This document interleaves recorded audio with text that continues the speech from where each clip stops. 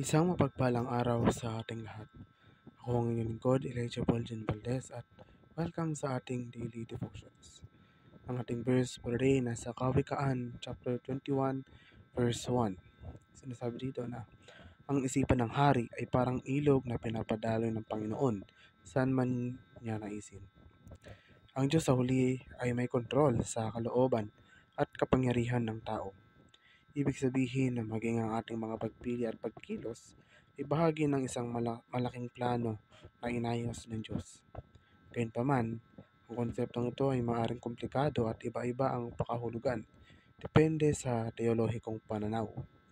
Ang ideya ng Diyos ay may ganap na kapangyarihan at otoridad sa lahat ng bagay, kabilang ang mga aksyon ng tao. Itinuturing pa rin ang mga tao na may kakayahang gumawa ng mga pagpili at pagpapasya, kahit na ang mga pagpipiliang iyon ay sa huli ay bahagi ng plano ng Diyos.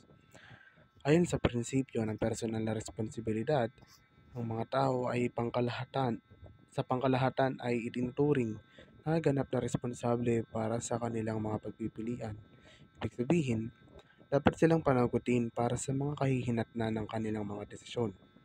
Hanggat mayroon silang kapasidad na gumawa ng matalinong mga pagpipilian at hindi nasa ilalim ng labis na panlabas o paghihigpit o pamimilit.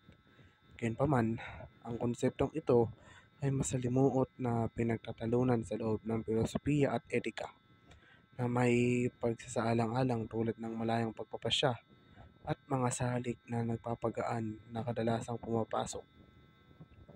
Ibig sabihin ng pagtitiwala sa pinakamakapangyarihang plano ng Diyos ay paniniwalang may ganap na pagtitiwala na ang Diyos ay may kontrol sa lahat ng bagay at na kahit na hindi natin nauunawaan ang ating mga kalagayan, siya ay perpektong plano para sa ating buhay. Ginagawang lahat ng bagay ng sama-sama para sa ating ikabubuti.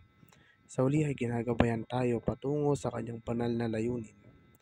Ito ay nangangailangan ng pagsuko ng ating pangangailangang kontrolin at sa halip ay umaasa sa karunungan at kabutihan ng Diyos upang matugunan ang mga hamon ng buhay. Ang ibig sabihin ng pagkuha ng buong responsibilidad para sa iyong mga aksyon ay parang sa ganap na pag-aari ang mga kahinatnan ng iyong mga pagpili.